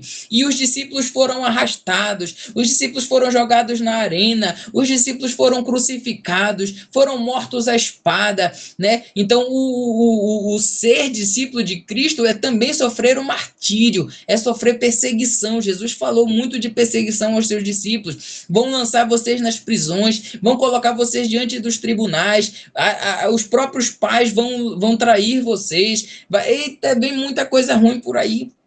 Então, o discipulado ele é muito claro no Evangelho de Marcos. A gente precisa compreender isso. Se você quer aprender o que é ser um discípulo mesmo, através do sofrimento, que é o que está nos esperando, né? Você tem que ler o Evangelho de Marcos, né? Quando acontece o relato do jovem rico em Marcos, acho que é Pedro que pergunta, mas então o que a gente vai ganhar? Aí Jesus diz, olha, vai ter muito sofrimento, sim, mas não tem ninguém que largando pai, mãe, a casa, não sei o que mais, não tenha ainda 100 vezes nessa vida e no porvir a vida eterna, né? Então existe uma recompensa para o discípulo sofredor, né? E outra coisa também da teologia do Evangelho de Marcos é o reino de Deus, né? Ele traz o reino de Deus aqui como uma invasão, ele já chega falando, né, na velocidade que Jesus chegou falando tudo sobre o reino, né, pregando o evangelho, curando doenças, né, expulsando demônios. Uma das teologias aqui, olha o que diz aqui, mais do que em qualquer outro evangelista, Marcos enfatiza a expulsão de demônios, ou seja, você só vai encontrar, ou melhor, você vai encontrar muito mais demônios sendo expulsos no evangelho de Marcos, muito mais do que em Mateus e em Lucas. É Marcos que fala muito sobre expulsão de demônios, né? Então, cada cura é uma batalha vencida contra um homem valente, que é o próprio Satanás, cujos bens estão sendo saqueados por Jesus. E aqui no Evangelho de Marcos existe um ponto principal, que é a escatologia, né? Marcos, ele escreve o querigma da escatologia, ele escreve o que Jesus deixou dito sobre a grande tribulação, a sua volta em glória, as parábolas da vigilância, né? Tudo isso daqui a gente encontra um foco em Marcos, né? Falando sobre o reino vindouro. Então, é isso a nossa aula de hoje. Aqui a gente conclui a nossa aula. Não sei, o presbítero Rafael está na aula, para a gente encerrar, para ele passar a palavra. Não sei se o presbítero está hoje conosco, deixa eu dar uma olhadinha aqui na lista. Acho que não, né? Mas, enfim, a nossa aula de hoje foi essa, né? É a aula do IBADEP, mais uma aula concluída. Como eu disse antes, a aula de Lucas vai ficar, eu vou gravar a aula de Lucas, tá? Para a irmã Salete aí, a irmã Dani, né, que estão participando. Hoje era para a gente estudar Marcos e Lucas, mas não vai dar, né? Porque você viu que a gente gastou a aula de hoje completamente só para falar de Marcos. Mas eu vou gravar ainda essa semana uma aula de Lucas. Não vai ser ao vivo como está sendo agora, mas eu vou gravar. Provavelmente ela vai ser mais curta e eu vou colocar, vou mandar o link para vocês, vou mandar o link no grupo do IBADEP para a gente estudar também sobre Lucas, tá? Na próxima aula. Então, é isso. Alguém tem alguma dúvida? Alguém tem alguma consideração, algo a dizer, para a gente poder fazer uma oração de encerramento?